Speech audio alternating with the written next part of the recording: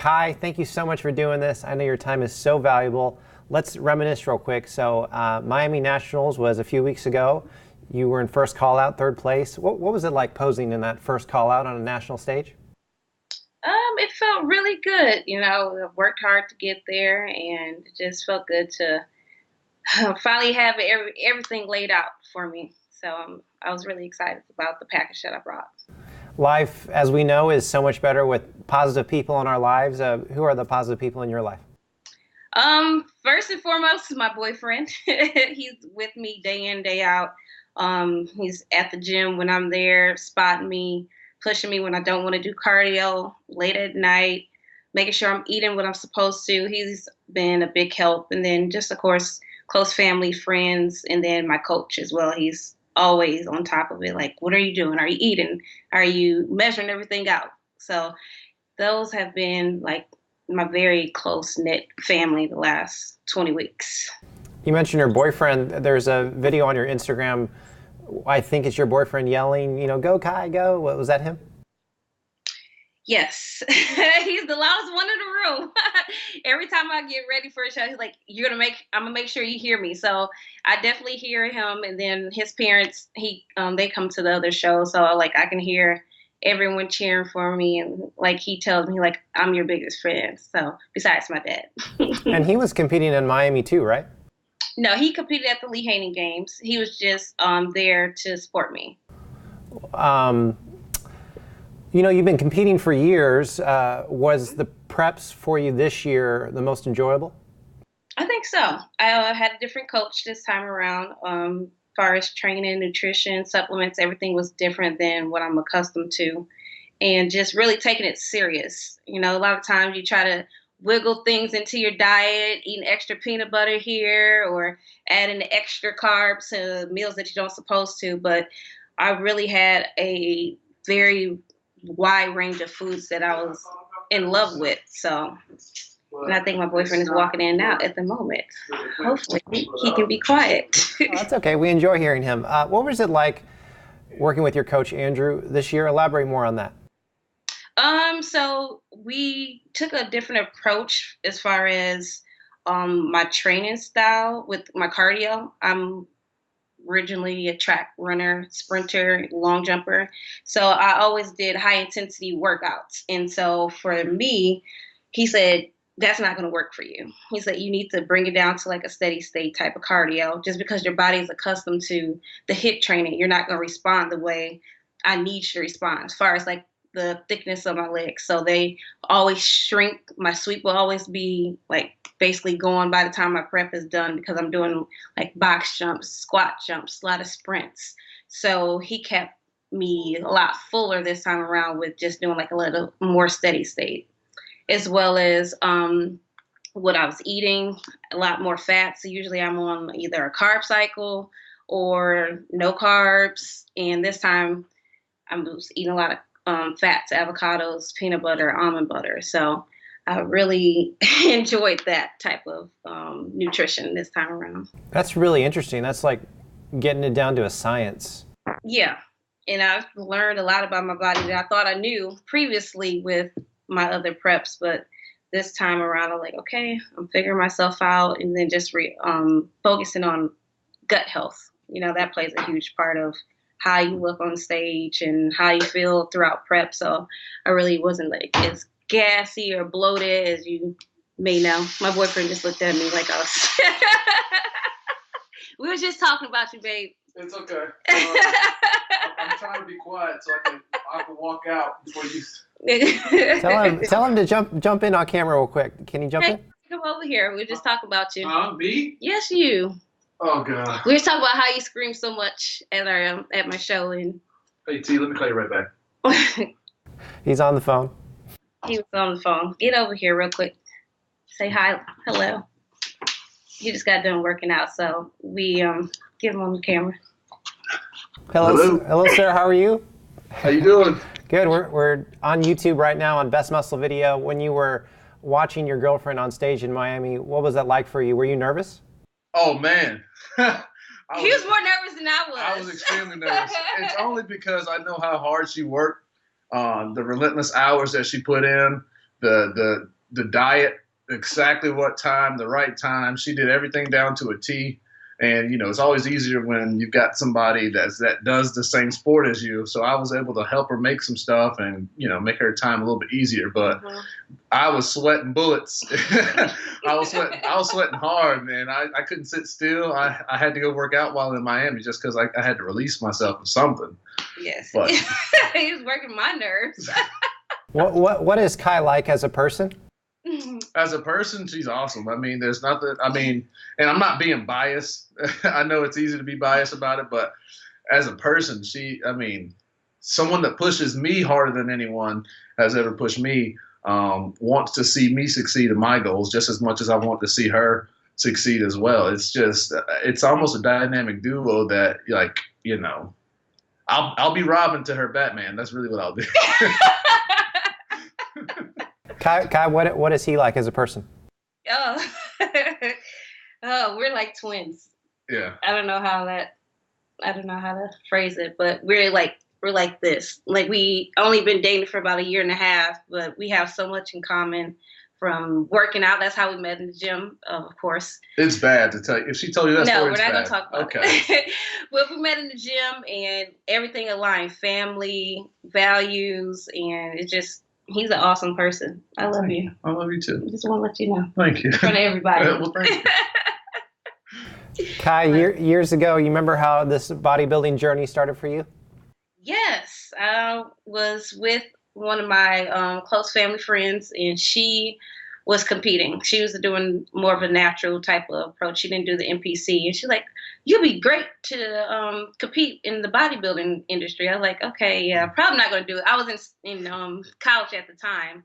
And she's like, just try it when you get out. So right after college that summer, I started prepping for a show. I had no idea what I was doing. I was basically prepping my own self. And I stepped on stage at the Dave Lieberman show in Ohio. And I ended up getting second place in bikini. I don't know how that happened, but I looked good and I fell in love with it. Of course, that's when I said I was eating things that I wasn't supposed to. That was when I was eating like burgers every so often, Oreos. I really wasn't taking the nutrition side seriously. And I was like, wow, if I would have really dialed in on the nutrition, I would probably look 10 times better. And so I tried it again. I went to the Arnold Classic, didn't place at all. And one of the judges like, you're just too muscular. You need to do figure. Yeah. So I had to make that transition from bikini to figure. And that's when I like, okay, this works for me. I have broad shoulders, nice V taper, and I just need to bring everything up. So that's what I've been doing the last several years, is just making sure everything looks symmetric and bringing up what I need to. You're doing a good job. Thank you. Appreciate it. You got it. You guys have any Oreos in the house right now? We got too many. We got like 10 packs. We got 10 packs of Oreos, all different flavors. It's really crazy. You know, I want to show you. You know what's something fun about you that I noticed is you're a really good hurdler. I mean, you can jump high. Oh, that's my long jump skills. Yes. I love that. That's why I love my plyos. I can't wait to get that back to my training. She jumps out of the gym. It's ridiculous. Yeah, so hopefully my coach will let me do that sometime soon. I don't see it happening, but probably not. Just for fun. Maybe. Well, for both of you guys, what are goals for you in bodybuilding for next year? Definitely bring up my legs so I can get back onto the national stage and just come in a lot harder as far as like with conditioning and just making sure that I'm on top of it during my off season. So for both of us, I think that'll be the game changer, just taking a serious off season and eating clean, but still enjoying and having that balance. Yeah. I think I just need to just get overall bigger. I placed second in the last show, and it was really nice to see that. But I just, to be very competitive, I think I need to, like she said, just bring up the body a little bit more and just take more time and really grow. Mm-hmm. That's all it is. 2 more questions, and I'll let you guys go. What else do you guys do for fun besides bodybuilding? Oh man. You can start. We don't really have to. I'm just kidding. We do our TV shows. Yeah. Our guilty pleasure would probably be watching just the Food Network. Yeah. We have lots of shows, Holiday Bacon, Master Chef. I like Master Chef. Yeah, Master Chef is there. Gordon Ramsay. That's where it's at. As far as, you know, we like to do what we do as far as work is concerned. That's probably one of the best things I like to do with her is just planning a future for a nonprofit and stuff like that, which is super exciting. Yeah, that's what we've been busy doing the last several months. So we just started a nonprofit. So we've been busy trying to get that up and running. So we're excited about that. You guys do Netflix? No. Hulu. You get all the episodes without waiting. Fire Stick and Hulu. That's a date night. Thanks, Corey. He knows our secrets. Last question. You know, this is personal for me. I'm about 10 sessions in with a trainer. I'm really a beginner in lifting. What advice for people? They're lifting for the first time, first week, first month, first couple of months. How do they keep going? How do they, not stop? Fight through the soreness? Any thoughts on that? Yes, we always ask why. Why did you get started to get back into the gym, or what's your motive behind it all? And I always tell people that it's not just superficial. You want to look good. It's more. It's more into you want to feel better. You want to feel more confident. You want to get off medications, or you want to be there for your kids or grandkids. So I always tell people, look to why you want to achieve something, and that'll be your motivation when it's like, oh, I don't want to go do cardio. I don't want to see my trainer. I don't want to eat this. But then you look at the bigger picture and you're like, okay, I'm doing this because I want to have my A1C levels lower. So it's just going back to your why and making sure that you're consistent. Do something that's sustainable. Mm-hmm. Do something that you can stick to day in and day out, rather than just like, I'm going to work out 5 days a week. Is that realistic for what you're trying to achieve and what your work schedule or what your personal schedule is like? Right. So I think that's the biggest thing, staying consistent and knowing why you want to achieve that goal. You think that beginners, for a lot of people, they have to ease into it a little bit?